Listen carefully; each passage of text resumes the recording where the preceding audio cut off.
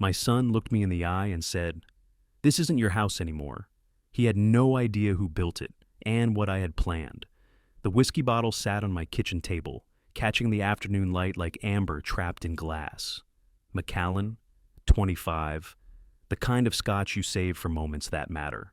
I'd spent 3 months tracking down this particular bottle, the one with the distillery date that matched Martha's and my wedding anniversary. 47 years ago, we'd honeymooned in Scotland, and she'd fallen in love with the rolling hills of Speyside. Every year after that, we'd share a dram on our anniversary, toasting to another year of building something together. This bottle was meant to be different, special. I'd had the date engraved on a small brass plate and affixed it to the base. September 15th, 1976, the day everything began. It was going to be David's birthday gift, something to bridge the distance that had grown between us since Martha passed 2 years ago. The kitchen felt too quiet without her humming while she cooked, too empty without the soft shuffle of her slippers on the hardwood floors I'd installed myself 30 years back. Everything in this house carried her fingerprints, from the way she'd arranged the spice rack to the throw pillow she'd needle-pointed with our wedding date. Even the coffee maker, a simple Mr. Coffee that she'd insisted was perfectly adequate, still sat in the same spot on the counter where she'd placed it every morning at 6:15 sharp. I ran my thumb over the bottle's label, feeling the raised lettering. David used to love coming into my workshop in the garage, watching me sand and stain furniture pieces for Martha's endless decorating projects. "Measure twice, cut once," I'd tell him, and he'd repeat it back like scripture. Those were good days, when he still looked at me like I had answers to questions he hadn't learned to ask yet. The doorbell rang at exactly 6 o'clock. David was nothing if not punctual, a trait he'd inherited from his mother. I heard voices on the front step, his and Sarah's higher pitch, and something else. Other people. My chest tightened as I realized he'd brought Sarah's parents along. "Happy birthday, Dad." David's smile was bright, but didn't quite reach his eyes as I opened the door. Sarah stood beside him in a cream-colored dress that probably cost more than my monthly utilities. Her blonde hair pulled back in that severe style she favored for what she called family occasions. Behind them, Gerald and Patricia Morrison stood like bookends, matching expressions of polite tolerance on their faces. Gerald wore a navy blazer with brass buttons, the kind of man who'd never worked with his hands but spoke with the authority of someone who'd managed other people's labor. Patricia clutched a designer handbag and offered me the sort of smile people give when they're doing their good deed for the day. David, Sarah, I stepped back to let them in. Gerald, Patricia, this is unexpected. "We thought it would be nice to celebrate together," Sarah said, though her tone suggested it had been more obligation than desire. Families should stick together, especially on birthdays. The word family hung in the air like incense, sweet but somehow cloying. I led them into the living room, past the mantel where Martha's and my wedding photo still held the place of honor. 47 years compressed into a single moment. Her in grandmother's lace dress, me in the navy suit I'd bought specifically for the occasion. Both of us grinning like we'd just discovered fire. "Your home is lovely, Frank," Patricia said, though her eyes cataloged everything with the precision of an appraiser. She paused at the built-in bookshelf where Martha had displayed her collection of first-edition mysteries. So much character. Character was real estate speak for needs updating, but I nodded anyway. This house had character because Martha and I had lived in every corner of it. We'd painted these walls ourselves, chosen every light fixture, spent weekend mornings in our matching recliners reading different sections of the newspaper and sharing bits of interesting news. David moved to the window that overlooked the backyard, hands in his pockets. "You really should consider updating the kitchen, Dad. Those appliances are ancient." "They work fine," I said, though I heard the defensive edge in my voice. Martha had picked out that avocado green refrigerator in 1987, claiming it gave the kitchen personality. She'd been right then, and it still hummed along faithfully, keeping my solitary meals cold. "Of course they do," Sarah interjected smoothly. "But think of the resale value. A modern kitchen could increase your home's worth significantly." Resale value. As if I were planning to go anywhere. As if this house were nothing more than an investment property instead of the place where Martha and I had built 4 decades of shared mornings and quiet evenings. Gerald wandered over to examine the stone fireplace I'd built myself, running his fingers along the mortar joints. Nice craftsmanship. You do this yourself? Yes. The word came out clipped, but I couldn't help the pride that crept in. I'd spent 3 weekends mixing mortar and laying each stone, Martha bringing me lemonade and critiquing my progress with the gentle honesty of someone who loved you enough to tell the truth.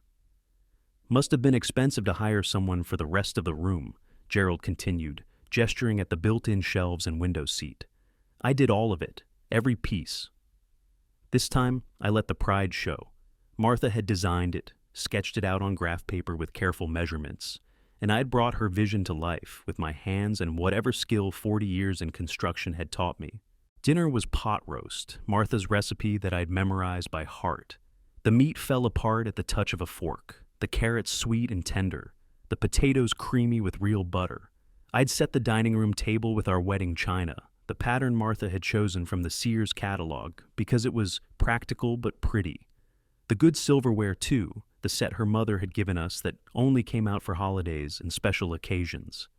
"This is wonderful, Dad," David said, though he'd barely touched his plate. "You've really become quite the cook. Your mother's recipe." I cut another piece of roast, focusing on the simple task, rather than the way Sarah kept checking her phone under the table. "Speaking of recipes," Patricia said brightly, "Gerald and I brought wine, a beautiful Pinot Noir from that vineyard we visited in Napa last month." Gerald produced a bottle with a label that looked expensive and European. 2012 vintage, supposed to be exceptional. I thanked them and opened it, though I'd already planned to serve the bottle of Merlot I'd been saving. This was my birthday dinner in my house, but somehow I was no longer directing the evening. That's when I remembered the whiskey, still sitting on the kitchen counter, waiting for its moment. "I have something special for after dinner," I announced. "A birthday whiskey I've been looking forward to sharing." David's face lit up with what looked like genuine interest for the first time all evening. "You know how much I appreciate good scotch, Dad." After the plates were cleared, Sarah insisted on helping, though she loaded the dishwasher all wrong, mixing the everyday glasses with the good crystal. I retrieved the bottle from the kitchen. The brass plate caught the dining room chandelier light, throwing tiny reflections on the wallpaper Martha had chosen, because it reminded her of her grandmother's parlor. "Macallan 25, I said, setting it in the center of the table like a centerpiece. "Aged the same number of years as your marriage, David. The date there is your mother's and my wedding anniversary." For a moment, the room went quiet. David picked up the bottle, examining the brass plate, and something shifted in his expression. Not gratitude exactly, but recognition. This wasn't just expensive whiskey. It was memory made tangible, history you could hold in your hands. "Dad, this is—" He paused, searching for words. "This is incredibly thoughtful." Gerald leaned over to look at the bottle. "My word, that's a serious scotch. Must have cost a fortune." "Some things are worth the cost," I said, meeting David's eyes across the table. But then Sarah spoke up, her voice bright with the kind of enthusiasm that should have warned me. "Oh, what perfect timing. Dad Morrison's birthday is next week, and we were just trying to figure out what to get him." She looked between David and her father with excitement. "This would be absolutely perfect, wouldn't it, honey?" The room temperature seemed to drop 10 degrees. David's face went carefully blank, the way it did when he was calculating something. Gerald looked pleased but embarrassed, the expression of a man being offered something he wanted but knew he shouldn't take. "Oh, I couldn't," Gerald protested, though his eyes lingered on the bottle. "That's Frank's birthday gift to David." "But it would mean so much more to you, Dad," Sarah continued, her hand on David's arm. "You actually know enough about whiskey to appreciate something this special, and frankly, David barely drinks anymore." I felt something cold settle in my chest as I watched my son consider his wife's words. This bottle, with its engraved date and careful significance, was about to become a convenience, a solution to their gift-giving problem. "I mean," David said slowly, "if Dad Morrison would really appreciate it." Patricia clapped her hands together. What a generous family gesture. Gerald would be absolutely thrilled. And just like that, the bottle I'd spent months finding, the whiskey I'd had personally engraved with the date that marked the beginning of everything good in my life, was being regifted to a man who'd never met my wife and knew nothing about the significance of September 15th, 1976. I didn't speak as Gerald carefully lifted the bottle, examining it with the reverence of someone who understood its value. I didn't object as Patricia gushed about how thoughtful David was, how lucky they were to have such a considerate son-in-law. I just sat there, watching 47 years of marriage reduced to a convenient present for someone else's father. "Thank you, David," Gerald said formally. "I'll treasure this." The irony was sharp enough to cut. He'd treasure it because he understood its worth, while my own son had given it away without a second thought. After they left, I sat alone in the dining room, surrounded by empty plates and the lingering scent of pot roast.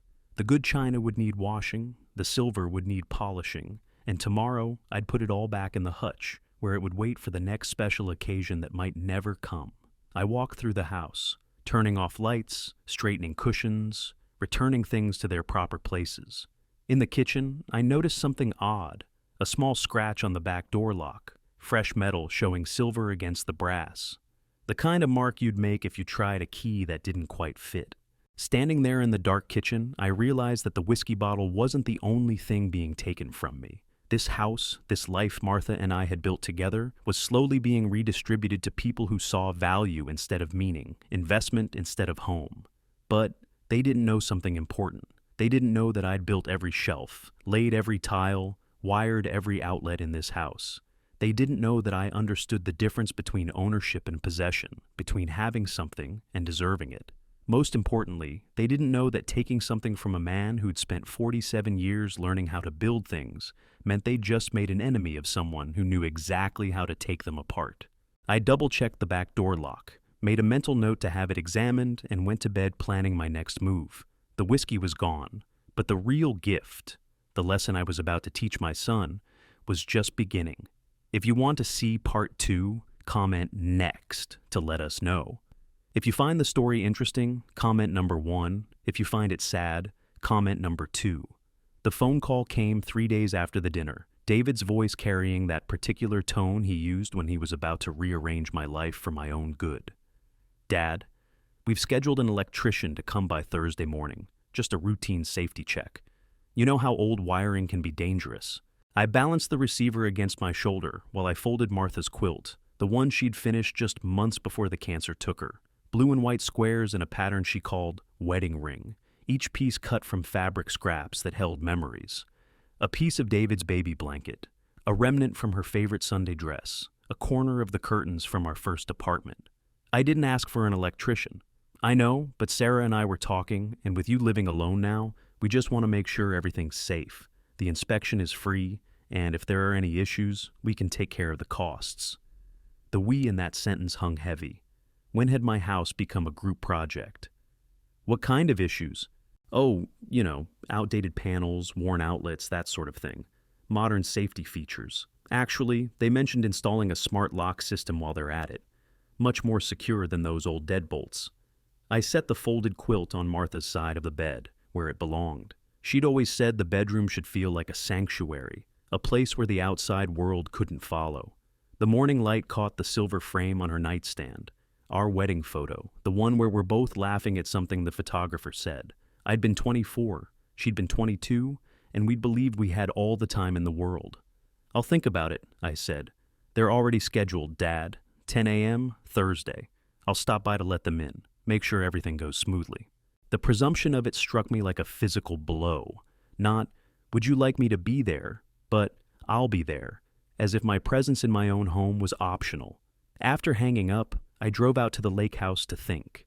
The 20-minute drive through increasingly rural roads had always been a kind of meditation for Martha and me, watching suburbs give way to farms, then forests, then the flash of water through the trees that meant we'd arrived at our sanctuary.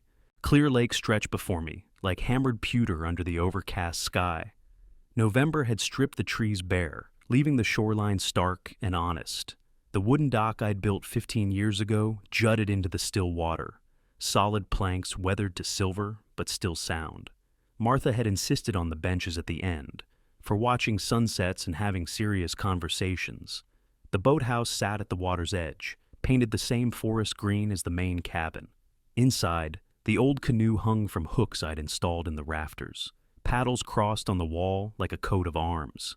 Martha's life jacket still hung on its peg, faded orange now, but neatly arranged as if she might need it tomorrow. I sat on the dock bench, breath visible in the cold air, and remembered the last Christmas we'd spent here.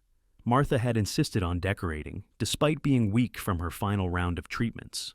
She'd hung lights around the cabin's eaves and put a small tree in the front window, determined to make everything normal, even as we both knew it would be our last holiday together. "Promise me something," she'd said on Christmas morning, sitting in the chair I'd positioned to catch the best light from the window. Her voice was barely a whisper, but her eyes were fierce. "Promise me you won't let anyone change what we built here. This place, our home in town, they're not just buildings, Frank. They're proof that we mattered." I'd promised, holding her hand while snow fell outside and the fire crackled in the stone hearth I'd built with my own hands. She'd died 6 weeks later, and I'd kept that promise for 2 years, but now I could feel the pressure mounting, the subtle suggestions that maybe I should downsize. Maybe I didn't need all this space. The drive home felt longer than usual. Dark was falling early, as it does in November, and the house looked smaller somehow when I pulled into the driveway. The porch light I'd installed last spring cast a warm glow over the front steps, but even that felt diminished, like it was trying too hard to be welcoming. Thursday morning arrived gray and cold. I was up early, as always, making coffee in the kitchen that Sarah thought needed updating. The Mr. Coffee gurgled and hissed, familiar sounds that had marked thousands of mornings. Through the window, I watched a cardinal land on the bird feeder Martha had positioned perfectly to be visible from the breakfast table. The electrician arrived promptly at 10, a young man with a clipboard and an air of professional efficiency. Behind him came David, carrying a small paper bag and wearing the expression he had worn as a boy when he'd broken something and was hoping I wouldn't notice. "Morning, Dad.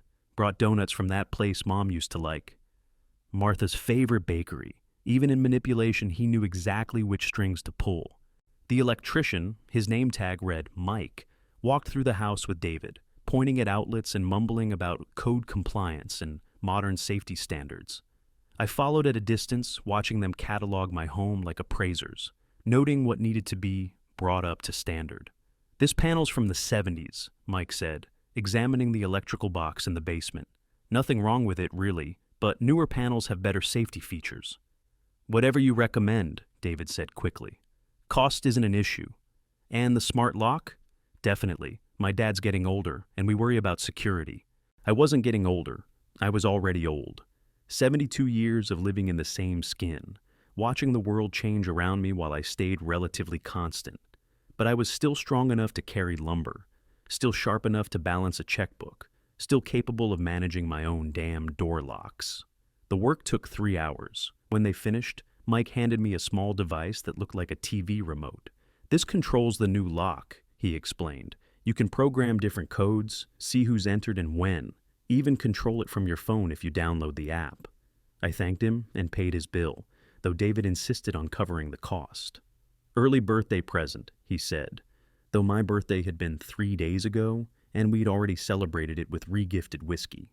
After they left, I examined the new lock, sleek, digital, completely foreign to the house Martha and I had created. The old brass deadbolt had been solid, dependable, something you could trust with your life. This thing looked like it belonged in a hotel. That evening, I discovered the first real problem. The smart lock wouldn't accept my key. According to the manual, it was keyless entry only for enhanced security.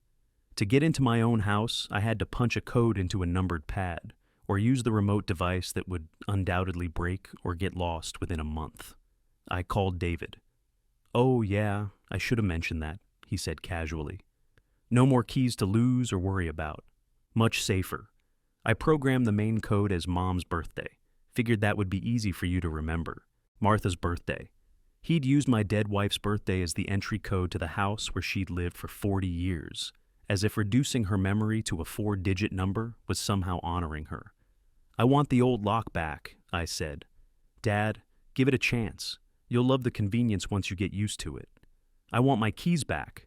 "There are no keys, remember? That's the whole point." "Then I want this thing removed." A pause. When David spoke again, his voice carried a harder edge. "Dad, we're just trying to help you. This is for your own safety and peace of mind. Sarah's parents are thrilled with their security system. It's the same brand." Sarah's parents. Everything came back to them now. as if Gerald and Patricia Morrison had become the gold standard for how life should be lived. "This is my house, David. I should be able to lock and unlock my own front door.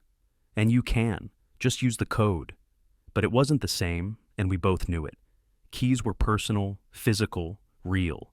You could feel them in your pocket, solid and reassuring. A code was just numbers, abstract and temporary, something that could be changed by anyone who had access to the system. "Who else knows the code?" I asked. Another pause. "Just family, you, me, Sarah. Her parents have it too, just in case of emergency." Gerald and Patricia Morrison could enter my house whenever they wanted. They had access to the place where Martha and I had shared 47 years of marriage, where her presence still lingered in every carefully chosen detail. They could walk through our bedroom, sit in our chairs, examine the photographs that documented a life they'd never been part of. I didn't consent to that. "Dad, it's just for emergencies, like if something happened to you and we couldn't get in to help. Nothing's going to happen to me. You can't know that. Mom got sick fast, remember? What if you had a stroke or fell down the stairs? We'd need to get to you." The logic was sound, which made it all the more manipulative. Of course I could have an accident. Of course I might need help someday. But giving 4 other people free access to my home wasn't about emergency preparedness. It was about control. That night, I lay in bed listening to the house settle around me. Every creak and whisper was familiar, the natural sounds of wood and brick adjusting to temperature changes, of a structure that had sheltered the same family for decades. But now there was something else, a faint electronic hum from the new lock, a constant reminder that my sanctuary had been compromised. I got up and walked to the front window, looking out at the street where Martha and I had lived for 40 years. Same mailbox, same driveway, same maple tree in the front yard that we'd planted when David was 10. Everything looked normal, but something fundamental had changed. The house was still mine on paper, but the locks weren't. The keys weren't. The decision about who could enter wasn't. Bit by bit, David was taking control of my life, wrapping each appropriation in concern and family love. I thought about Martha's quilt, folded neatly on her side of the bed, wedding ring pattern made from scraps of our shared history. Each piece small by itself, but together they formed something beautiful and strong. David was unraveling that quilt, one piece at a time. The whiskey bottle had been just the beginning, but he'd made a mistake. He'd assumed that because I was old, I was weak. Because I was alone, I was helpless. Because I loved him, I would let him take whatever he wanted. Standing there in the dark, looking out at the street where I'd lived longer than he'd been alive, I realized something important. Martha hadn't just asked me to protect what we'd built. She'd asked me to be strong enough to defend it. The real question wasn't whether David would stop taking pieces of my life. The question was when I would start taking them back. The Sunday dinners became a ritual of small humiliations, each one carefully orchestrated to feel like family concern rather than systematic dismantling. "Frank, you really should let us handle the yard work," Patricia said over Martha's china, cutting her pot roast with surgical precision. "A man your age shouldn't be climbing ladders to clean gutters." I'd been cleaning those gutters for 30 years, knew every downspout and corner by feel. Last spring, I'd found a robin's nest tucked against the north side drain pipe and carefully worked around it until the babies fledged. But to Patricia, I was just a man my age, a liability waiting to happen. "I'm perfectly capable of maintaining my own property," I said, though I kept my voice level. Martha had taught me that dignity was sometimes just a matter of not rising to bait. Sarah smiled that brittle smile she'd perfected. "Of course you are, Dad Frank. But why strain yourself when we can afford to hire professionals? David's business is doing so well now." David's business. He sold insurance, had been selling it for 15 years, but the way Sarah talked about it, you'd think he was running General Motors. They'd moved to a bigger house last year, something with a 3-car garage and a kitchen island Sarah had posted endlessly on social media. I'd helped with the down payment, thinking it was an investment in my son's future. "Speaking of business," Gerald said, setting down his fork with deliberate care, "David mentioned you might be interested in some financial planning, estate optimization, that sort of thing." I looked at my son, who was suddenly very interested in his mashed potatoes.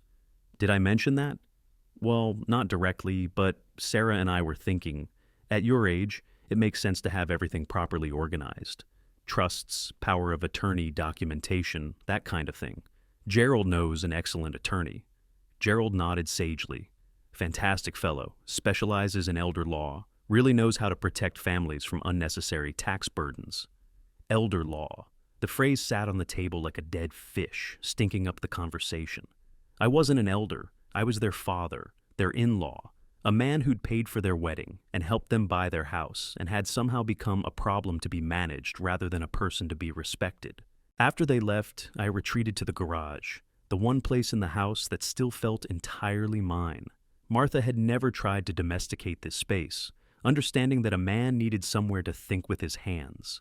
The pegboard still held my tools in their proper places, hammers arranged by weight, screwdrivers sorted by type, everything where I could find it in the dark. I pulled out the photo album I kept in the old file cabinet, the one filled with pictures Martha had organized by year. Here was David at 8, standing beside the workbench while I taught him to use a hand plane. His face was bright with concentration, tongue poking out slightly as he focused on keeping the blade angle correct. Slow and steady, I'd told him. Let the tool do the work. Here he was at 16, holding up the birdhouse we'd built together for his mother's birthday. He'd insisted on making it elaborate. Multiple compartments, a peaked roof with real shingles, tiny shutters that actually opened and closed. We'd spent 3 weekends on it, working side by side while classic rock played on the old radio. Martha had cried when she saw it, not because it was perfect, but because it was made with love. I turned the page and found the photo from his 21st birthday, the night I'd finally shared a drink with him, as man to man. We'd sat on the back porch with glasses of bourbon, good bourbon, not the cheap stuff, and talked about his plans, his dreams, what kind of man he wanted to become. "I want to be like you, Dad," he'd said. "Build something that lasts." When had that changed? When had building something that lasts become less important than optimizing tax burdens and managing elder law issues? The answer came to me like a punch to the gut. It had changed when Martha died. Before her death, our Sunday dinners had been about family, about sharing the week's stories and planning small adventures. After the funeral, they'd become performance pieces, theatrical displays of filial duty that felt more like business meetings than family gatherings. I closed the album and walked back into the house, but it felt different now, smaller somehow, as if the walls were slowly contracting. In the living room, I sat in my chair, the brown leather recliner that Martha had bought me for Father's Day 10 years ago, and tried to read the newspaper. But my eyes kept drifting to the mantelpiece, where our wedding photos sat surrounded by smaller frames documenting David's childhood. Little League trophies, school pictures with gap-toothed grins. His high school graduation photo, where he wore the same expression of nervous pride I'd worn in my army portrait 45 years earlier. The boy in those pictures wouldn't have regifted his father's carefully chosen birthday present. He wouldn't have changed his father's locks without permission. He certainly wouldn't have invited strangers to redesign the life his parents had spent decades creating. But that boy was gone, replaced by a man who saw his childhood home as an inefficient use of real estate, and his aging father as a project requiring professional management. Monday morning brought a call from Tom Bradley, my neighbor across the street.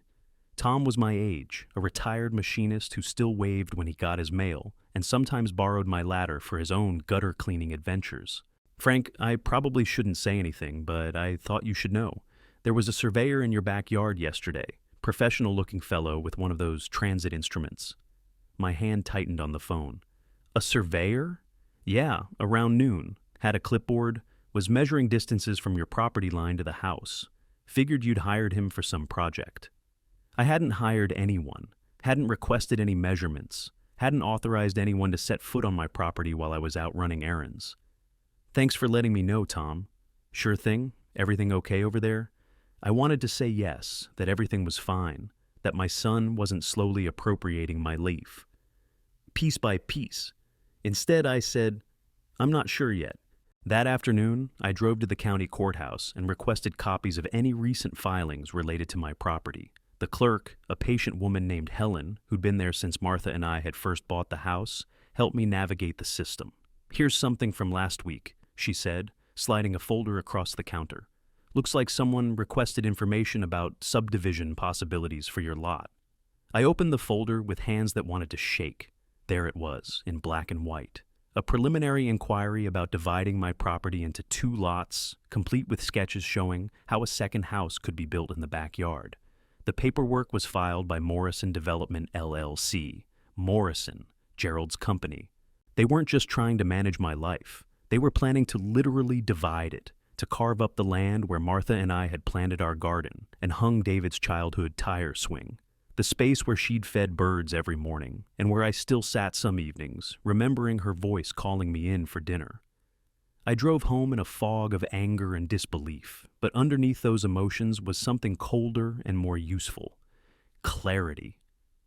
This wasn't about concern for my welfare or optimizing my financial situation. This was about money, pure and simple. My property was worth more divided than whole, and somehow David had been convinced, or convinced himself, that his inheritance would be better served by development than by preservation.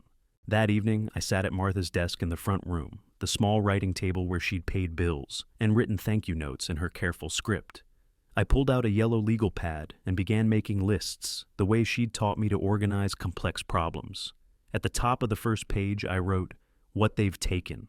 Underneath, the whiskey bottle, control of my locks, access to my house, privacy, decision-making authority, respect. On the second page, what they want. The property subdivided, my financial affairs managed by their attorney, my daily life supervised by their standards, my independence gradually transferred to their control. On the third page, what I know. They assumed I was weak. They believed I would accept whatever they decided was best for me. They had underestimated both my intelligence and my stubbornness. On the fourth page, what they don't know. That I'd built this house with my own hands and understood every beam and wire. That I'd run a successful contracting business for 30 years and knew exactly how to read people's motivations. That Martha had made me promise to protect what we'd built together, and I intended to keep that promise. Most importantly, they didn't know that taking someone's dignity was the fastest way to turn a grieving widower into an adversary. I set down my pen and looked around the room Martha had decorated with such care. Her books still lined the shelves, spine out in alphabetical order, because she'd been a librarian and old habits died hard. Her reading glasses still sat on the side table, folded neatly next to the lamp she'd used for 40 years of evening reading. This wasn't just a house. It was a testament to 2 people who'd chosen each other and built something lasting together. Every room held memories that couldn't be appraised or subdivided or optimized for tax purposes. The kitchen where we'd cooked thousands of meals. The bedroom where we'd shared 4 decades of dreams and fears. The garage where I'd taught our son that building something worthwhile required patience, skill, and respect for the materials you worked with. David had forgotten that last lesson. He saw the materials, the house, the land, his aging father, as things to be manipulated rather than respected. But he was about to learn something important about working with materials you don't understand. Sometimes they push back. I folded the legal pad and put it in Martha's desk drawer, next to the folder where she'd kept important papers. Tomorrow, I would begin the process of teaching my son that taking something from someone who'd spent 40 years learning how to build meant you'd made an enemy of someone who knew exactly how to tear things down. But tonight, I sat in the chair where my wife had spent countless evenings, surrounded by the life we'd created together, and planned my first move in a war I'd never wanted to fight, but was absolutely determined to win. The house settled around me with its familiar sounds, the whisper of wind through the eaves, the soft tick of the mantel clock, the distant hum of the refrigerator Martha had chosen because it was practical but had character. These were the sounds of home, of belonging, of a life lived with intention and love. David could take my locks and my privacy and my birthday presents, but he couldn't take this, the deep knowledge that I was exactly where I belonged, defending exactly what mattered most. The war for my dignity was about to begin. Marcus Henley's law office occupied the second floor of a brick building downtown, the kind of solid, unpretentious space that inspired confidence through competence rather than flash. I'd known Marcus for 25 years. He'd handled the legal work when Martha and I bought the lake house, had written our wills after David graduated college, and had been one of the few people at Martha's funeral who understood that some losses change the fundamental architecture of a man's life. "Frank," he said, rising from behind a desk that had probably been built when Eisenhower was president, Good to see you, though I suspect this isn't a social call. I settled into the leather chair across from him, the same chair where Martha and I had signed our wills 15 years ago. I need to understand my legal position, and I need to make some changes. Marcus poured coffee from a thermal carafe, real coffee that smelled like it had been properly brewed rather than reheated. Tell me what's happening. So I did. The whiskey bottle, the lock change, the surveyor, the development inquiry. Marcus listened without interruption, occasionally making notes on a yellow pad that looked identical to the one I'd used the night before. When I finished, he leaned back and steepled his fingers. "They're testing boundaries," he said finally, "seeing how much you'll accept before you push back. The good news is that none of what they've done is irreversible. The bad news is that they're clearly planning something bigger. The property subdivision, that's what worries me most. If they can establish that you're not competent to manage your affairs, they might try for conservatorship. Once they have that, they can make financial decisions on your behalf, including selling property for your own good." The word competent hung in the air like smoke. At 72, I could still frame a house, wire an outlet, and balance a checkbook. I could remember every anniversary, every birthday, every important date in my family's history. But, in the eyes of the law, competence might be determined by whether I accepted my family's helpful management of my life. What can I do? Marcus pulled a folder from his desk drawer. First, we update everything. New will, new power of attorney documents, new healthcare directives. Everything gets revoked and rewritten with very specific language about who can make decisions and under what circumstances. And the property? That's more complex. Have you considered a trust? I'd heard the word, but never fully understood it. Marcus explained patiently, drawing diagrams on his legal pad. A revocable living trust would transfer ownership of my property to a legal entity that I controlled completely during my lifetime. Upon my death, the trust would distribute assets according to my wishes, with conditions. Conditions? You can specify that beneficiaries must meet certain requirements. Respectful treatment of the grantor, that's you, during your lifetime. No unauthorized access to property. No attempts to override your decisions while you're alive and competent. The beauty of it was elegant in its simplicity. David could inherit everything I'd planned to leave him, but only if he treated me with the dignity I deserved while I was alive to see it. "There's something else we should discuss," Marcus continued. "The lake house. That property could be structured differently." I thought about Clear Lake, about the cabin Martha had loved, and the dock where we'd spent countless summer evenings. How so? Charitable remainder trust. You transfer ownership to a qualified charity, maybe something veterans related, given your service record. You retain the right to use the property for your lifetime, and when you pass, it becomes a permanent memorial or retreat center. Can't be subdivided, can't be developed, can't be sold. The idea hit me like a physical force. Martha had always said the lake house should be a place where people could find peace, could step away from the world's complications and remember what mattered. A veterans retreat would honor both her memory and my service, while ensuring that the place we'd loved would never become another development project. "I want to do that," I said. "The charitable trust for the lake house. And the house in town? The revocable trust with conditions. If David wants to inherit what Martha and I built, he'll have to prove he deserves it." We spent the next 2 hours going through details, signing papers, establishing the legal framework that would protect my interests while I was alive and my legacy after I was gone. When we finished, Marcus walked me to the door. "Frank, you should know. When they realize what you've done, they're going to be angry, probably very angry. I'm counting on it." That afternoon, I drove to Home Depot and bought materials for a project I'd been planning since the night I found those surveyor marks in my backyard. Smart home technology wasn't just for door locks. It could be used for protection, for documentation, for ensuring that every interaction on my property was recorded and preserved. The security camera system was more sophisticated than anything I'd installed before, but the basic principles were the same as any electrical work. Plan the layout, run the cables cleanly, connect everything according to the manufacturer's specifications. By sunset, I had cameras covering every approach to the house: front door, back door, garage, and the property lines where unauthorized surveyors might appear. But the cameras were just the beginning. The real innovation was the smart home integration I installed throughout the house. Motion sensors in every room, connected to a central system I could monitor from my phone, door and window sensors that would alert me to any unauthorized entry, even pressure plates under the rugs that would detect if someone walked through the house while I was away. It wasn't paranoia, it was documentation. If David and his new extended family wanted to treat my home like community property, they would do so under full surveillance.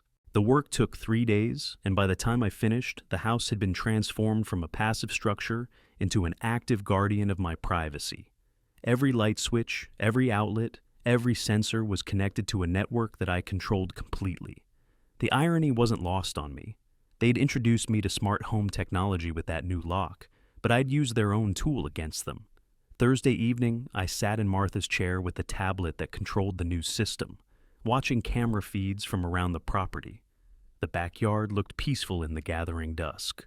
No surveyors or developers or well-meaning family members measuring it for future subdivision. The doorbell rang at exactly 7 o'clock. The front camera showed David and Sarah on the porch, dressed for dinner and carrying a bottle of wine. I let them wait while I saved the camera footage to cloud storage. Their arrival was now permanently documented, then opened the door. "Surprise," Sarah said brightly. "We thought we'd take you to dinner, that new steakhouse downtown everyone's talking about." "I've already eaten," I said, which was true. I'd made myself a sandwich an hour earlier, eating it while I calibrated the motion sensors in the living room. David's smile faltered slightly. "Come on, Dad. You can't live on sandwiches forever. You need to get out, socialize, enjoy life." "I enjoy life perfectly well here." "In this house?" Sarah's voice carried a note of incredulity. "Frank, you're practically a hermit. When's the last time you went anywhere besides the grocery store?" I could have told her about my visit to Marcus's office, about the drive to Home Depot, about the time I'd spent at the lake house planning the charitable trust. Instead, I said, "I go where I want to go, when I want to go there." They exchanged a look, one of those marital communications that conveyed volumes. Sarah took a half step forward, her expression shifting into what I'd come to recognize as her concerned daughter-in-law face. "Frank, we're worried about you. Living alone in this big house, isolating yourself from people who care about you. It's not healthy." "What would be healthy?" "Getting involved with people your own age. Maybe looking at some of those nice senior communities where you could have your own space but also have activities, social opportunities." Senior communities. The phrase was a euphemism for warehouses where old people were stored until they died, places where your entire world shrank to the size of a 2-bedroom apartment, and your social calendar was determined by whoever ran the activities committee. "I'm not interested in senior communities." "But Dad," David said, "just consider the advantages. No yard work, no home maintenance, no worrying about repairs or security issues. Everything taken care of for you. Everything taken care of by someone else, which meant nothing under my control. My meals planned by someone else's nutritionist, my social life arranged by someone else's schedule, my living space designed by someone else's architect. This house is where your mother and I built our life together," I said quietly. "Every room has memories that can't be relocated to a senior community. But those are just memories, Dad." Sarah's voice carried the patient tone people use when explaining obvious things to slow children. "You can carry memories anywhere, and think about it. Wouldn't Mom want you to be happy and secure, rather than struggling to maintain all this space by yourself?" The presumption of speaking for Martha, of claiming to know what she would have wanted, hit me like a slap. Sarah had known my wife for exactly 8 years, had visited our home perhaps 50 times, had never once asked Martha about her plans for the house, or her feelings about the life we'd built together. "Don't tell me what my wife would have wanted," I said, and this time I didn't bother to keep the edge out of my voice. "You didn't know her well enough to speak for her." David stepped between us, hands raised in a peacekeeping gesture. "Dad, Sarah's just trying to help. We all are. Nobody's trying to force you into anything. Aren't you? Of course not. But we want you to have options, to know what's available if you ever decide this place is too much to handle." I looked at my son, really looked at him, and saw a stranger wearing familiar features. This man in the expensive casual clothes, with his manicured nails and his carefully styled hair, bore little resemblance to the boy who'd helped me build birdhouses and learn to change oil in the garage. That boy had understood the value of work, the satisfaction of building something with your own hands, the importance of keeping promises to people you loved. This man saw an aging father as a problem to be solved, a responsibility to be managed efficiently. He'd calculated the cost of my independence and found it inconvenient. "I think you should leave," I said. "Dad." "Now?" They left, but not before Sarah muttered something about stubbornness and pride, as if those were character defects rather than the qualities that had built the house where she'd been enjoying free dinners for 8 years. After their car disappeared down the street, I returned to Martha's chair and pulled up the camera footage on my tablet.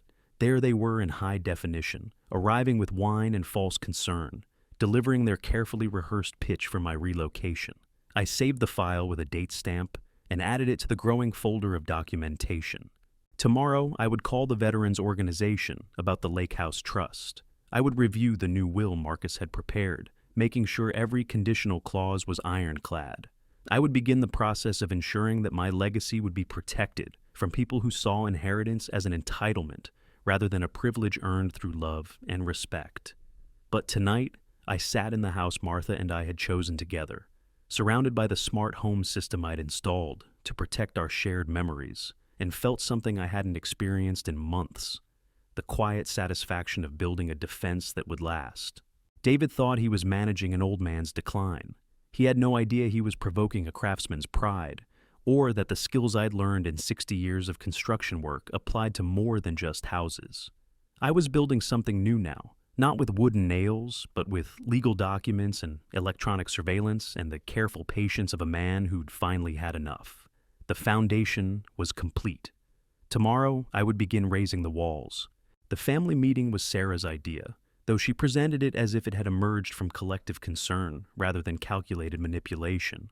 The call came on a Tuesday morning while I was adjusting the sensitivity on the motion detector in the front hallway, fine-tuning the system so it would capture every footstep, every gesture, every uninvited presence in my home.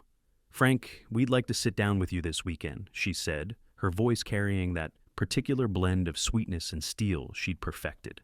"Just family, David and I, my parents. Maybe we could order in some nice food and have a real conversation about the future." The future, as if mine were a group project requiring committee approval. What kind of conversation? "Oh, planning ahead, making sure everyone's on the same page about what's best for everyone. Gerald's been working with that attorney I mentioned, and he's put together some really smart strategies for estate optimization." Estate optimization. Gerald Morrison, who'd never earned a dollar that didn't come from other people's commissions, was apparently now an expert on managing the wealth I'd accumulated through 40 years of honest labor. "I'll think about it. Saturday at 2? I'll order from that Italian place you like." I didn't like any Italian place, but Sarah had a talent for creating false preferences and then using them as evidence of thoughtfulness. I said I'll think about it. "Wonderful. See you Saturday." She hung up before I could correct her assumption, leaving me holding a dead phone and wondering when family consultations had become mandatory rather than optional. That afternoon, I drove to the lake house, partly to check on the property and partly to think in a place where the sound of my own thoughts wasn't interrupted by the electronic hum of surveillance equipment. November had stripped the trees to their essential architecture, leaving the shoreline stark but honest. The water reflected the gray sky like pewter, and the dock stretched into the lake like a finger pointing toward some distant, unknowable destination.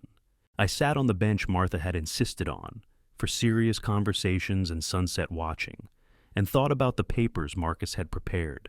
The charitable remainder trust was ready for signing, needing only my signature to transfer the lake house to the Veterans Renewal Foundation, while granting me lifetime usage rights. Once signed, the property would be forever protected from subdivision, development, or sale. David could inherit my love for this place, but he couldn't inherit the deed. The irony was perfect in its justice. They wanted to optimize my estate. I would optimize it in ways they'd never imagined. Saturday arrived gray and cold, with the kind of penetrating chill that makes you understand why people flee to Florida. I spent the morning reviewing Marcus's legal documents one final time, ensuring I understood every clause, every condition, every carefully crafted phrase that would protect my interests while appearing to serve my family's. At exactly 2 o'clock, they arrived en masse, David and Sarah in their BMW, Gerald and Patricia in their Mercedes, like a small parade of German engineering, delivering a coordinated assault on my independence.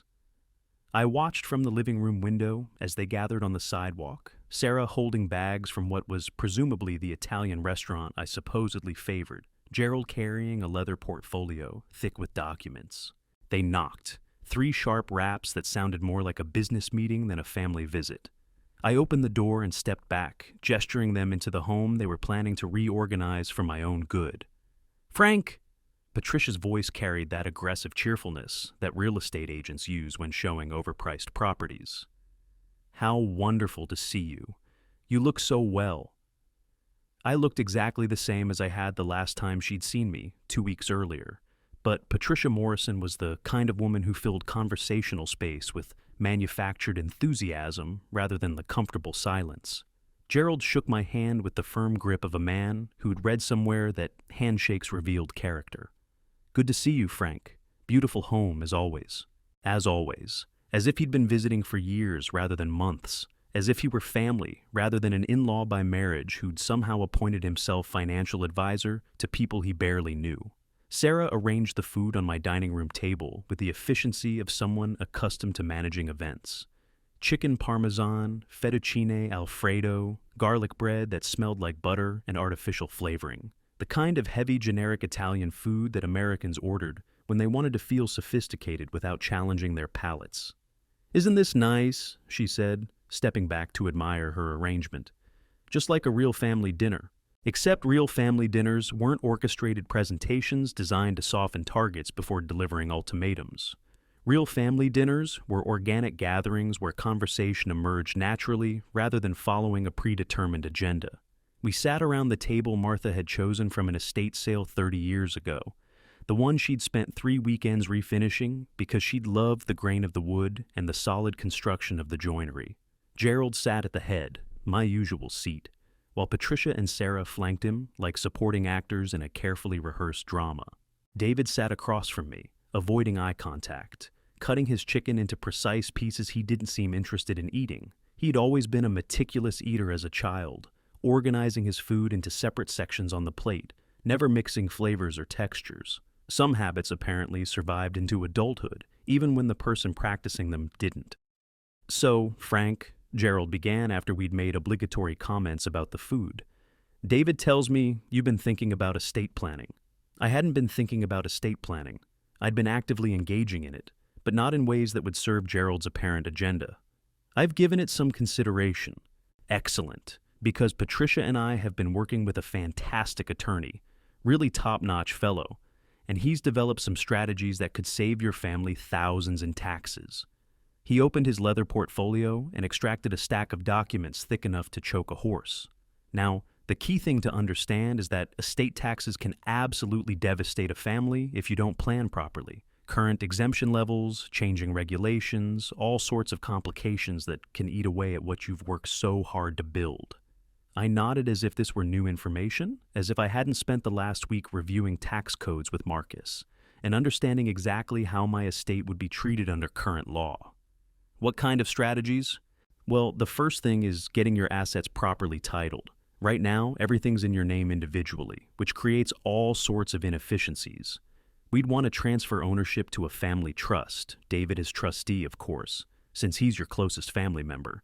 David is trustee, which meant David in complete control of assets I'd spent a lifetime accumulating, with the legal authority to make any decisions he deemed appropriate for the benefit of the trust, including presumably selling property to optimize its value, or relocating trust beneficiaries to more appropriate living situations." "And the house?" I asked. Gerald's eyes lit up with the enthusiasm of a man discussing his favorite subject. "That's where it gets really interesting. See, this property has appreciated significantly since you bought it. Prime location, good bones, but frankly underutilized. The lot size could support additional development, maybe a nice addition, or even subdivision into 2 parcels. There it was, finally spoken aloud rather than hidden behind surveyors' instruments and preliminary inquiries. They wanted to carve up the land where Martha and I had planted our garden, where we'd hung David's tire swing, where she'd fed birds every morning for 40 years. Subdivision would require approval from the Planning Commission, I said mildly. Already checked, Sarah said brightly. Apparently the zoning allows for it, and there's precedent in the neighborhood. The Hendersons 2 streets over just subdivided their lot and built a beautiful modern home in the backyard. The Hendersons were in their 30s, with young children who needed college funds and careers that required financial flexibility. I was 72, with no children at home and no need for the complications that came with construction projects and rental properties. What would happen to me during this subdivision process? Patricia reached across the table and patted my hand with the condescending affection people reserve for elderly relatives who need gentle guidance. That's the beautiful part, Frank. You wouldn't have to worry about any of it. The trust would handle all the details while you focus on enjoying your retirement. Enjoying my retirement in some senior community, while strangers tore apart the landscape Martha and I had cultivated together. The efficiency of it was breathtaking. They'd solved the problem of my inconvenient attachment to home by simply removing me from the equation. Gerald pulled out another document, this one topped with legal letterhead and multiple signature lines. I took the liberty of having the preliminary paperwork drawn up. Nothing binding, of course, just a framework we can build on.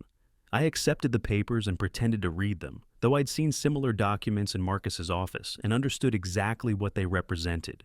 Power of attorney for financial decisions, healthcare proxy, trust documentation that would transfer ownership of my assets to entities controlled by people who saw me as the impediment to proper estate optimization.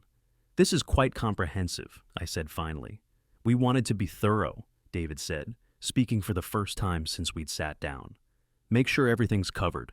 I appreciate the thought you've put into this. I set the papers beside my plate, next to the congealing fettuccine I hadn't touched.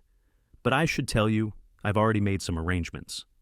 The temperature in the room seemed to drop 10 degrees. Gerald's fork paused halfway to his mouth. Patricia's smile froze in place like a photograph. Sarah looked at David with an expression that clearly said this wasn't part of their script. What kind of arrangements? David asked, his voice carefully neutral. I walked to Martha's desk and retrieved the folder Marcus had prepared, the one containing copies of all the legal documents I'd signed that week. I returned to the table and placed it in the center, next to Sarah's Italian feast. I've updated my will, established new power of attorney documentation, and created a charitable remainder trust for the lake house. Everything's properly notarized and filed with the appropriate authorities. Gerald opened the folder with the reverent care of a surgeon making the first incision. As he read, his complexion shifted from healthy pink to pale gray. Patricia peered over his shoulder, her mouth forming a small O of surprise. Frank, Gerald said finally, this is not optimal. It's exactly optimal for my goals.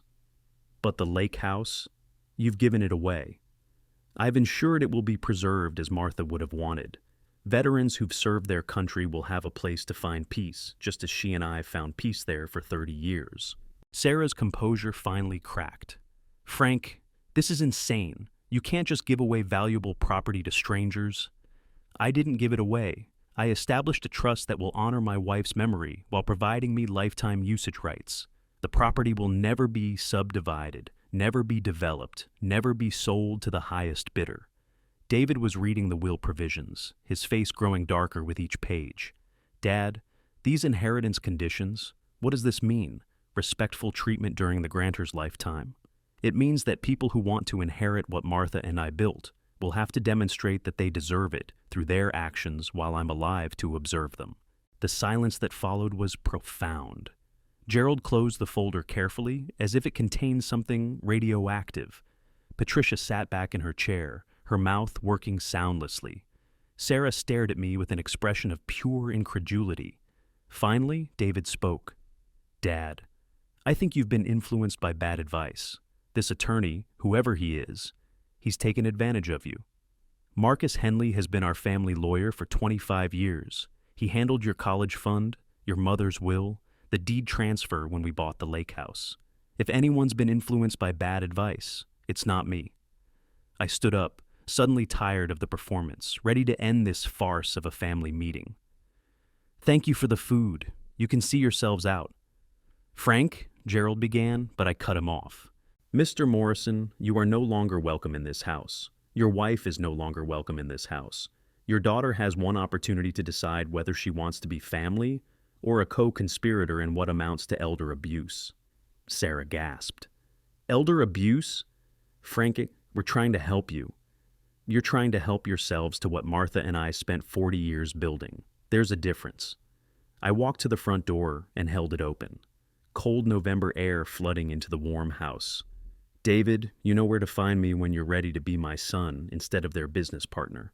They filed out in stunned silence, Gerald clutching his portfolio of useless documents, Patricia muttering something about ungrateful old men. Sarah paused on the threshold, her face flushed with anger and something that might have been embarrassment. "You're making a terrible mistake, Frank." "I've made one terrible mistake," I said quietly. "I trusted my family to respect the life I built with my wife. I won't make that mistake again."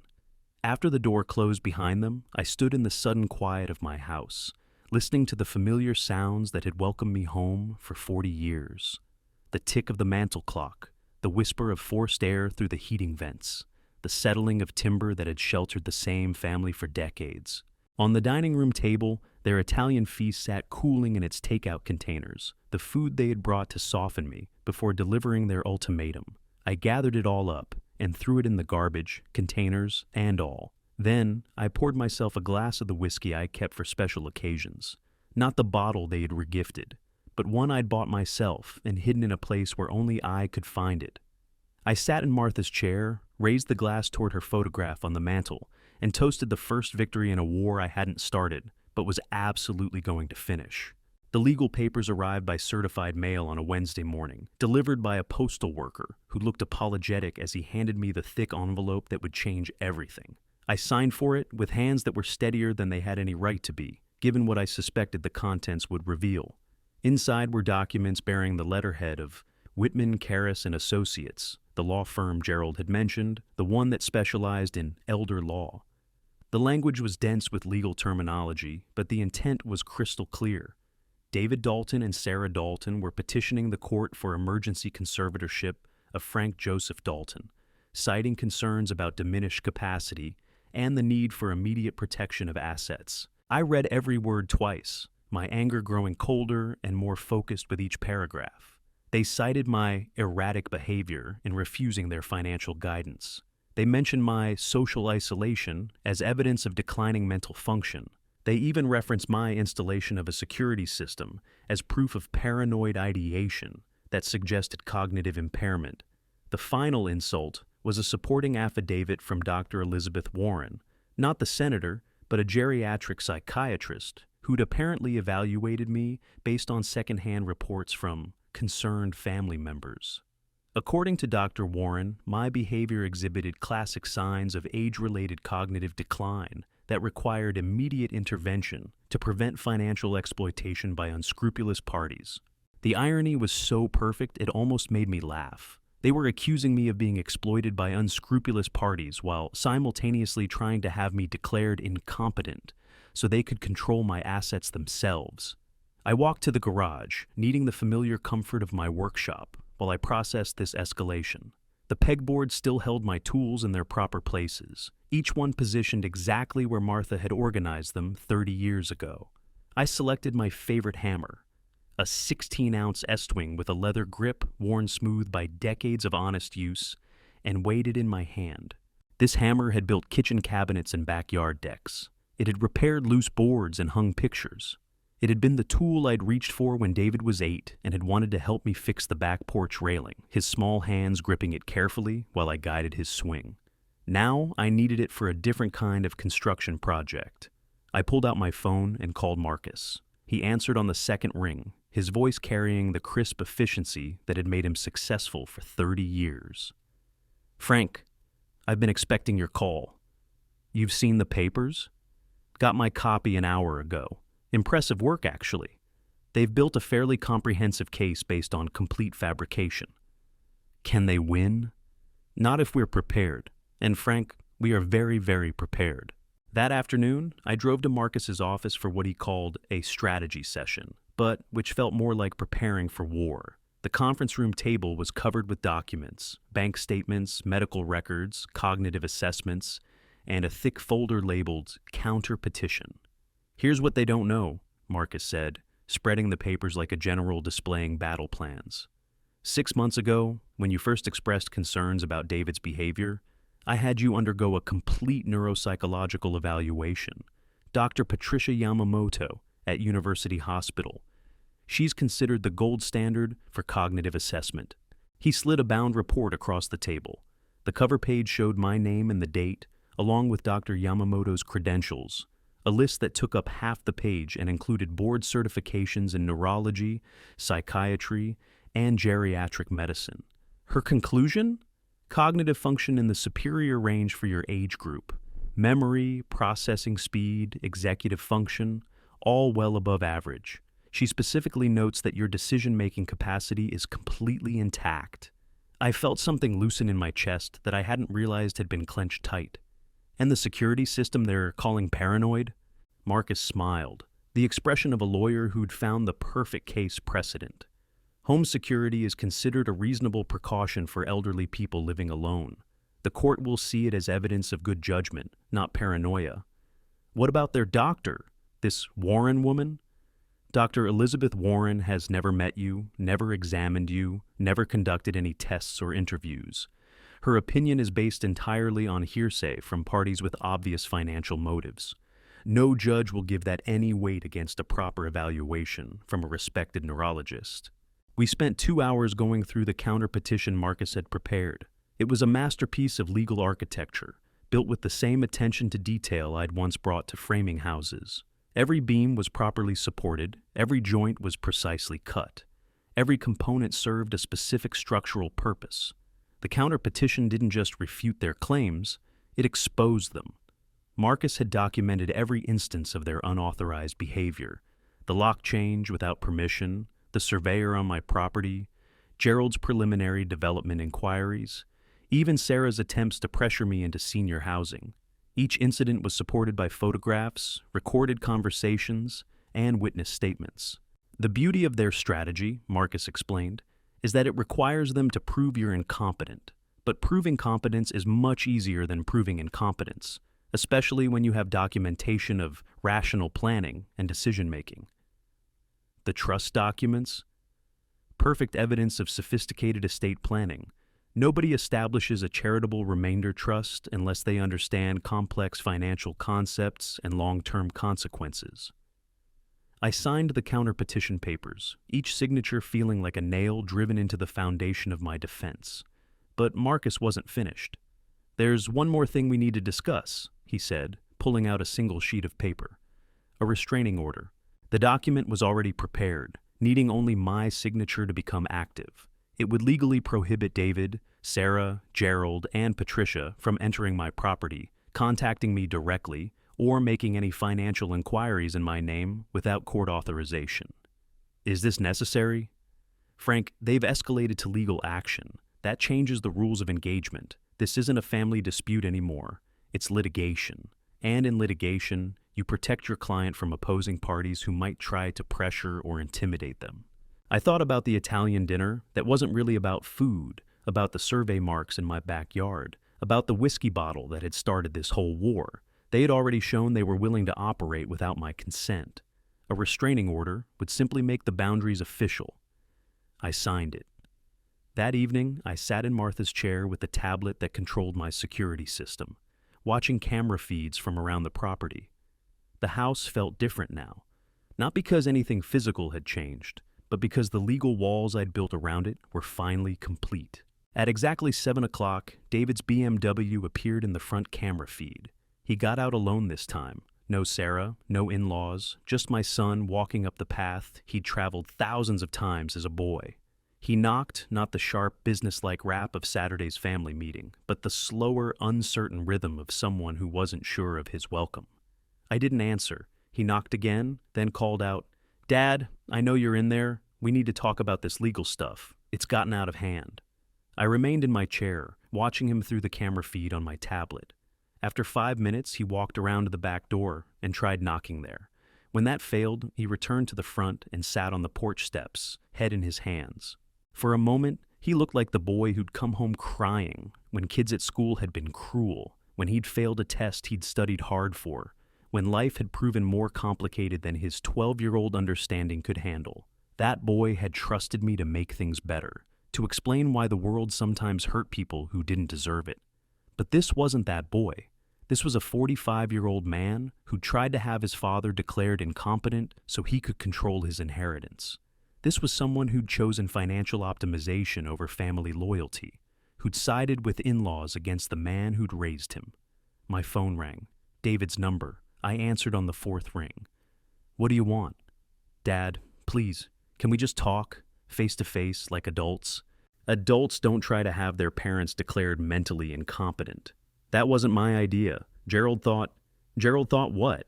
That I was too senile to notice you were planning to carve up my property? Too stupid to protect myself when my own family decided I was inconvenient? Silence on the line. Through the camera, I watched him stand up from the porch steps, pacing in small circles like a caged animal. "Dad, I never wanted it to go this far. But you won't listen to reason. You won't consider what's best for who? You, Sarah, Gerald, and Patricia? Because it sure as hell isn't what's best for me. You're 72 years old, living alone in a house too big for one person, with no family nearby to help if something happens.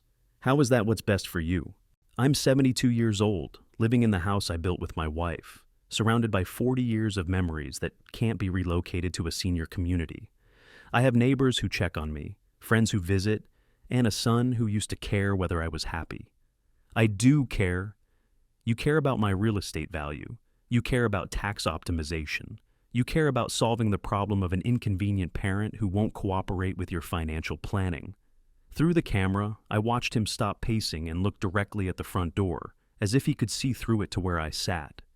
"Dad, what if I withdraw the petition? What if we start over, try to work this out as a family?"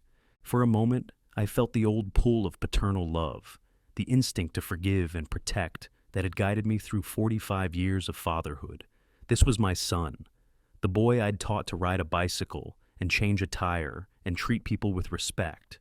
But it was also the man who'd regifted my carefully chosen birthday present, who'd changed my locks without permission, who'd tried to have me declared incompetent when I wouldn't surrender control of my life to people who saw me as a burden to be managed.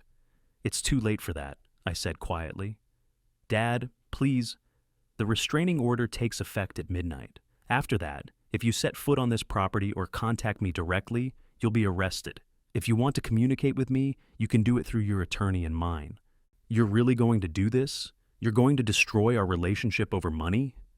The question hung in the air like smoke from a fire that had burned everything important.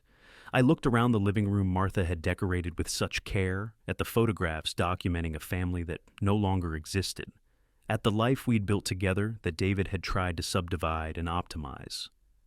"I didn't destroy our relationship," I said. "You did, the moment you decided I was too old and stupid to make my own decisions about my own life." I hung up and watched through the camera as he stood on my porch for another 10 minutes, occasionally looking at the door, as if considering whether to knock again. Finally, he walked back to his car and drove away, taillights disappearing into the November darkness. I turned off the tablet and sat in the silence of my house, listening to all the sounds that had become as familiar as my own heartbeat. The tick of the mantel clock, the whisper of wind through the eaves, the distant hum of the refrigerator Martha had chosen because it was practical but had character. Tomorrow, the restraining order would be served. Tomorrow, the legal battle would begin in earnest. Tomorrow, I would sit in a courtroom and prove to a judge that I was competent to make my own decisions about my own life. But tonight, I was exactly where I belonged, in the house I'd built with my own hands, protecting the life I'd shared with the woman I'd loved for 47 years. The war was almost over, and I was going to win. The courtroom smelled of old wood and institutional disinfectant, the kind of place where lives get reorganized by people in black robes who've never met the families they're ruling on. I sat at the plaintiff's table with Marcus, wearing the navy suit Martha had bought me for David's college graduation, the one she'd said made me look distinguished and trustworthy. Today, I needed to look both. Across the aisle, David sat with his legal team, 3 attorneys in expensive suits who probably billed more per hour than I'd earned in a week during my working years. He wouldn't meet my eyes, hadn't looked at me directly since entering the courtroom. Sarah sat behind him in the gallery, flanked by Gerald and Patricia Morrison, all of them wearing expressions of grim determination.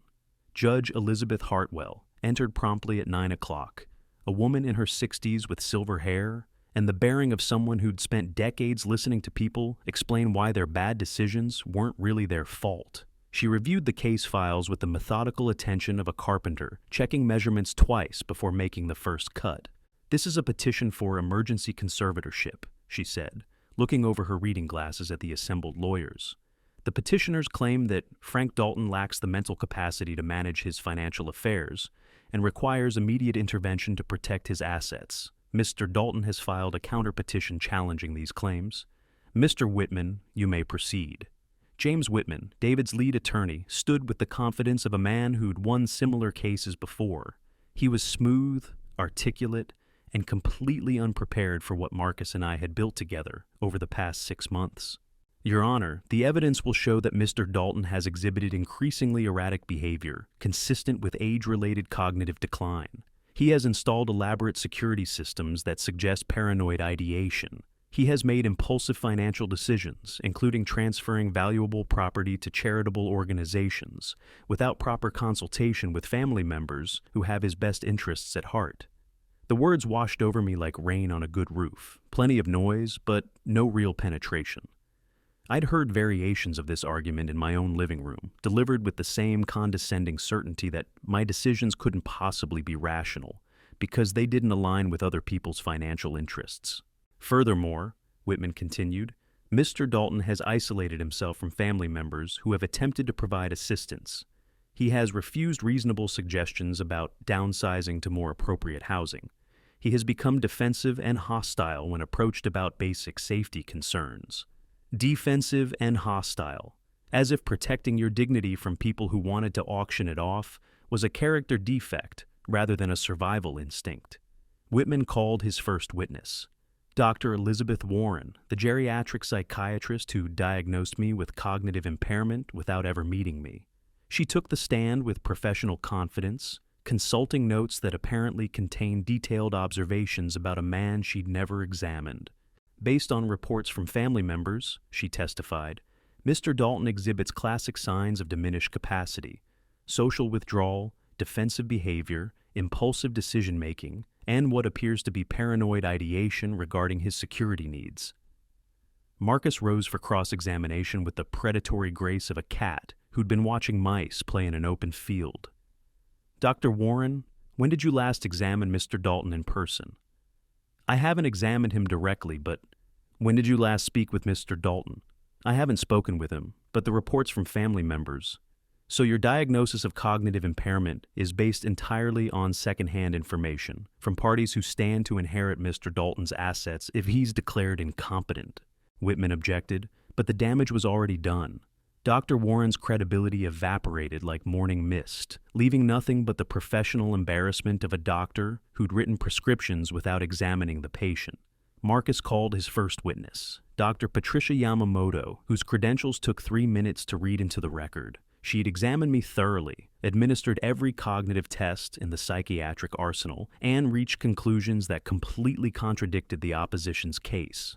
"Mr. Dalton's cognitive function is not only normal for his age group," she testified, "it's actually superior. His memory, executive function, and decision-making capacity all scored in the top 15% for men his age. There is absolutely no evidence of cognitive impairment or diminished capacity.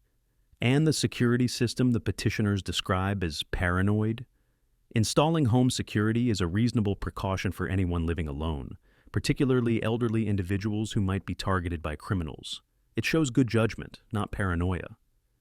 "What about his decision to establish a charitable trust?" Dr. Yamamoto smiled slightly. "That requires sophisticated understanding of complex financial and legal concepts. Someone with cognitive impairment couldn't navigate that process successfully." When it was Whitman's turn to cross-examine, he struggled like a man trying to build a house with tools he didn't understand. Dr. Yamamoto calmly demolished every suggestion that my behavior indicated mental decline, explaining in clear professional language that competent adults had the right to make decisions other people disagreed with. Marcus's second witness was Tom Bradley, my neighbor across the street, who testified that I maintained my property beautifully, helped other neighbors with repair projects, and showed no signs of confusion or impairment in daily interactions. "It's Frank's sharper than men half his age," Tom said, with the blunt honesty of someone who'd never learned to sugarcoat uncomfortable truths. "If wanting to keep your own house makes you crazy, then half the neighborhood needs to be committed." The third witness was Dr. Michael Patterson, my family physician for 15 years, who testified that my physical and mental health were excellent for someone my age. Mr. Dalton manages his medications correctly, keeps all his appointments, asks intelligent questions about his health care, and shows no signs of cognitive decline, Dr. Patterson said. "In fact, he's one of my most compliant and well-informed patients." By the time Marcus finished presenting our case, the opposition's arguments lay in ruins, but he wasn't done. He submitted the recordings I'd made of family conversations, the photographs of unauthorized surveyors on my property, and copies of Gerald Morrison's preliminary development inquiries. All documented evidence of a coordinated effort to pressure me into surrendering control of my assets. "Your Honor," Marcus said in his closing argument, "this isn't about protecting Mr. Dalton from cognitive decline. This is about protecting him from family members who see his independence as an obstacle to their financial planning. The petitioners want to control his assets, not preserve his dignity." Judge Hartwell recessed for lunch, giving me an hour to sit in the courthouse cafeteria with Marcus, eating sandwiches that tasted like cardboard, while we waited for the decision that would determine whether I'd leave as a free man or a legal ward of people who'd tried to steal my life. When court reconvened, Judge Hartwell's expression was stern as granite. "I've reviewed all the evidence and testimony," she said. "The petition for emergency conservatorship is denied. Mr. Dalton has clearly demonstrated that he possesses full mental capacity and the right to make his own decisions about his property and living arrangements." She paused, looking directly at David and his legal team. "Furthermore, this court finds that the petition was filed without adequate basis and appears to have been motivated by financial considerations, rather than genuine concern for Mr. Dalton's welfare. The petitioners will be responsible for all court costs and attorney fees." The gavel fell with the finality of a nail-driven home. David's shoulders sagged as if the sound had physically struck him. Sarah buried her face in her hands. Gerald and Patricia Morrison looked like investors who'd just watched their portfolio collapse. Outside the courthouse, Marcus shook my hand with genuine satisfaction. "Frank, I've been practicing law for 30 years, and I've never seen a case where the evidence was so clearly on our side. You built an absolutely bulletproof defense." "I had a good architect," I said, though we both knew the blueprints had been mine. That evening, I drove to the lake house for the first time since establishing the charitable trust. The Veterans Renewal Foundation had already installed a small plaque by the front door. "Clear Lake Veterans Retreat, in memory of Martha Dalton, a place of peace and healing." I sat on the dock bench as the sun set behind the bare trees, painting the water in shades of amber and gold. Somewhere across the lake, a loon called, its voice wild and lonely and free. Soon, this place would welcome veterans who needed what Martha and I had found here. A sanctuary where the world's complications couldn't follow, where damaged souls could begin to heal. My phone buzzed with a text message, David's number. I almost deleted it without reading, but something made me look. "Dad, I'm sorry. I know that doesn't fix anything, but I needed to say it. I lost sight of what was important. I hope someday you can forgive me." I read it twice, then put the phone away without responding. Forgiveness might come eventually, but it would have to be earned through actions, not words. And it would happen on my timeline, not his. The drive home took me past the cemetery where Martha rested under a simple granite stone I'd chosen, because she'd always preferred elegance to ostentation. I stopped and sat beside her grave for a few minutes, telling her about the court case, about the trust, about the veterans who would soon find peace at the place she'd loved most. "I kept my promise," I said to the gathering darkness. "I protected what we built together." A gentle wind stirred the oak tree we'd planted on our 20th anniversary, its bare branches reaching toward stars that were just becoming visible in the November sky. At home, I poured myself a glass of good whiskey, not the bottle they had regifted, but one I'd bought to celebrate this victory. I sat in Martha's chair, surrounded by the life we'd created together, and felt something I hadn't experienced in months. Complete peace.